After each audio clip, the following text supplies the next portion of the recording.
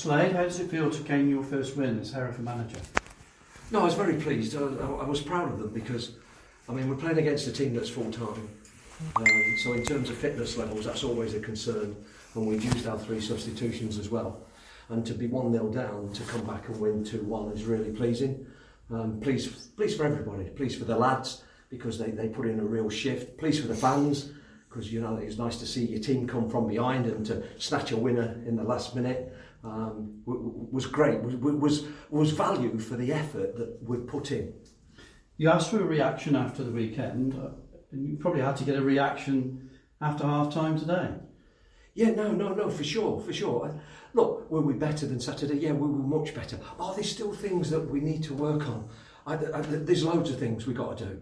There's loads of things, but the attitude to keep going and to keep pressing, keep asking questions of their back four when we possibly could. And they're a good side. They're very efficient at what they do. Do the fundamentals really well. So they're a decent side to play against, and to turn it over from 1-0 down to 2-1, as I say, was really rewarding tonight. You'll probably look at things as being a team effort, but I have to single out Jordan Nicholson. I thought he was head and shoulders the best player on the pitch. Yeah, good decision to put him in, yes? I thought so. So no, honestly, really pleased for him. He's a nice lad. He's a good lad. He gives you that little bit of width, but that left foot as well, which gives a little bit of balance, because we didn't have too many left footers in. Now we've got Jack in. Now Nicholson's come up to the plate and started to deliver in training, and obviously he got some time on Saturday and did well in that little 20-minute spell that he had.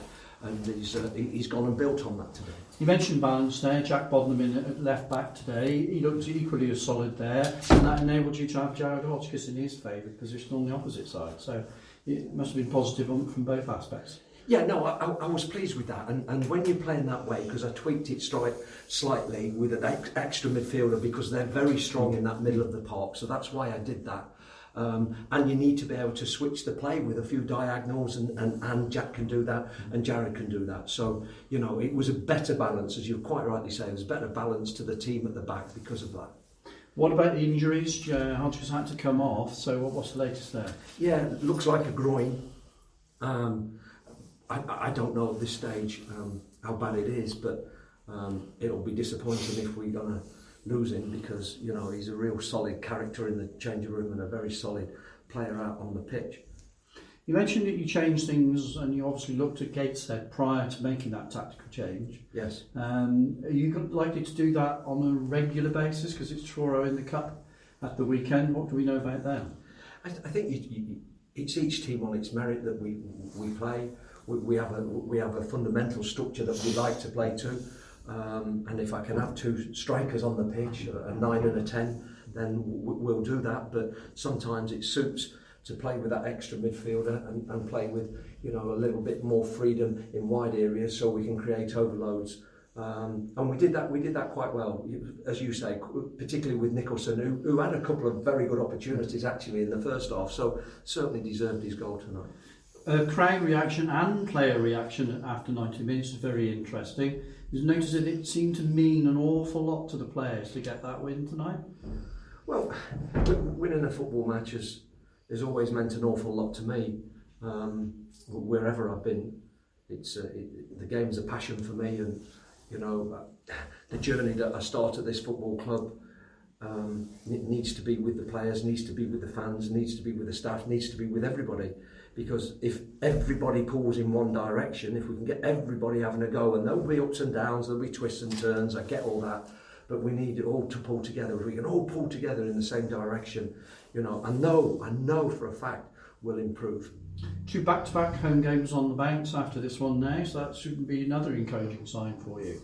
Yeah, and over the years, Keith, I like the cup. I like a little run.